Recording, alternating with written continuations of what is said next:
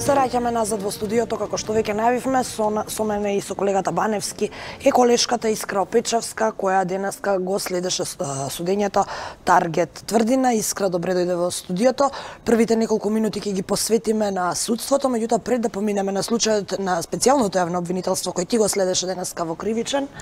Така, колегата Игор пак исто така во основниот суд го следеше судското рочиште за 27 април, каде што беа кажани завршните зборови, а обвинителката Вилма Русковска побара за сите обвинети во случајот затворски казни. Во продолжение го гледаме извештајот на колегата Игор Стефановски, па се враќаме назад околу деталите за Таргет Тврдина со колешката Искра Опечевска.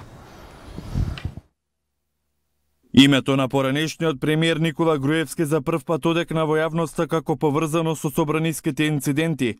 Од доказите обвинителката Вилма Русковска потенцираше дека заштитениот сведок ги посочил обвинетите Јане Чентио и Александар Василевски Нинџа, како негодувале, бидејќи ги организирале екс-директорот на Бирото за јавна безбедност Митко Чавков и Груевски, работејќи под нивна директива. Шефицата на обвинителството за организиран криминал не открива дали Груевски ќе се најде во истрагата во која допрва треба да отвори обвинителството. Очекувам во најкраток рок да се донесе наредба за спроведување на истрага и за организаторите. А кои ќе бидат тие, ќе видите кои ќе изготвиме наредбата. Сепак сметам дека треба да се стрпите да се донесе наредба за истрага. Русковска потврдува дека на снимките од црногорското обвинителство се гледа како Груевски ја преминува границата во возилото со двајца унгарски дипломати. Паралелно е нејасно зошто не се добиене видеото од Албанија. Не успеав денеска поради завршните зборови да се видам со колегата кој постапува по предметот, така да не сум запознаена што друго превземал во овој период додека бев отсутна. И дали и што има нешто ново. Само сакам на јавноста да и потенцирам дека меѓународна правна помош од Република Албанија е побарана во исто време кога е побарана и меѓународната правна помош од Република Црна Гора. Обвинението за случајот 27 април не е сменето, но со законот за амнестија има помалку обвинети, 17 мина за кривичното дело терористичко загрозување на уставниот поредок и безбедноста. Русковска во завршните зборови побара сите да бидат осудени, односно да добијат казната, а најмалата е 10 години затвор. Вели кога толпата влегла во законодавниот дом, златната команда на МВР била во штабот на ВМРО ДПМН, знаеле што се случувало, но полицијата не преземала ништо. Така, тоа беа деталите што се однесува до рочиштето 27 април, но пред да продолжиме со колешката Искра, една мала дигресија со информација која што туку пристигна, а тоа е дека Македонија блокира денеска во 17:30 часот до архивата на ВМРО ДПМН ќе поднесе кандидатура за кандидат за председател на Македонија до конвенцијата на ВМРО ДПМН, а кандидатот и ќе даде изјава. За сега не е прецизирано кој е кандидатот, но пораката е од Филип Петровски, еден од движењето, така што можеме само да претпоставиме дека за него се работи, но за тоа подоцна. Искра, ти денеска го следеше случајот Таргет Тврдина.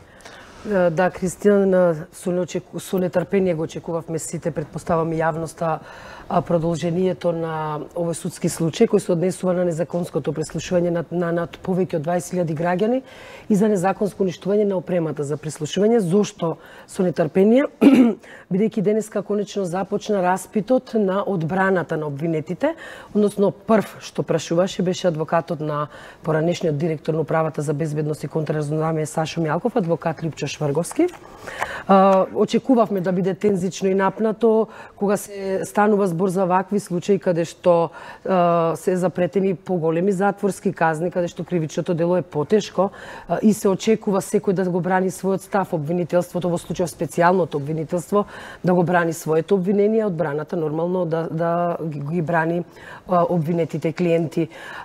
Имено во судницата се одвиваше на вистински правна битка, дури можеби слободно може да кажам дека беше рај за уши, кога слушате како се надпреваруваат во тие правни лавиринти, докажувања врз основа на закон, на кажан исказ, како што беше тоа случај со сведокот Ѓорги Лазаревски, еден од така наречените двајца свиркачи кои што ги изнесоа надвор прислушуваните материјали и јавноста имаше можност да ги чуе.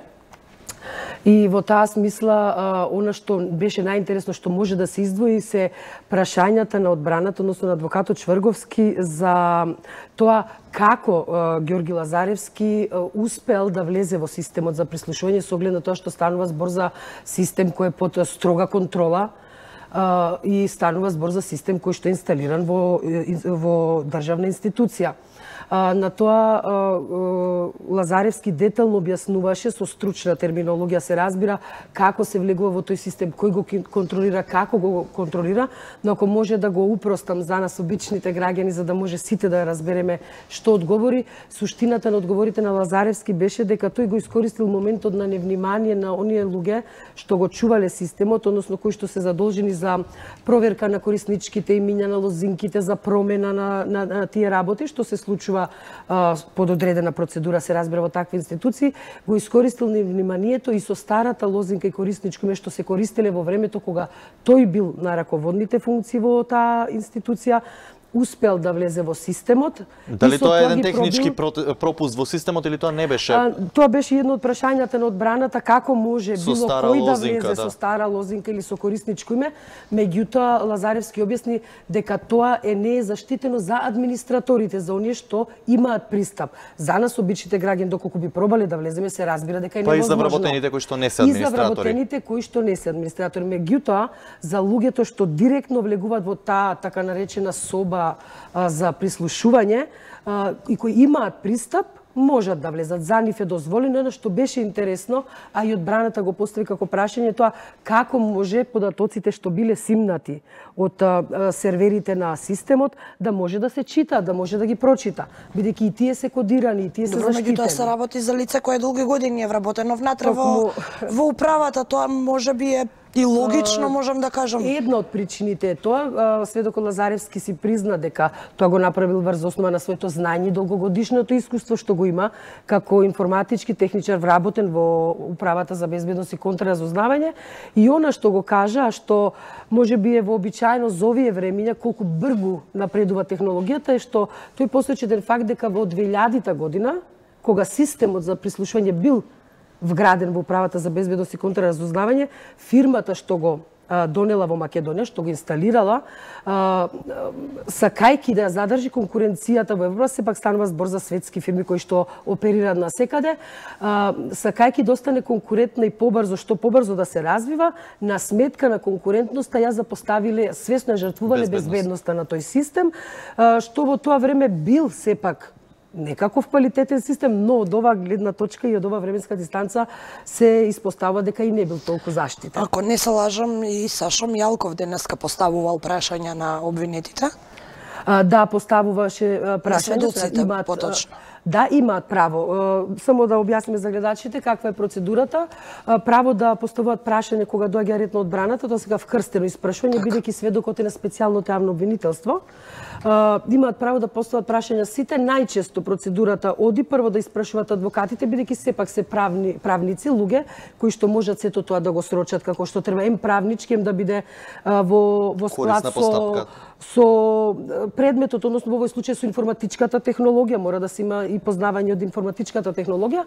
Подоцна се остава простор доколку обвинетиот смета дека треба да праша, но повеќе детали се подготвува материјалот, повеќе детали ќе имаме во следното издание, информативни издание на еден телевизија. Така, Искра, ти благодарам за овие исцрпни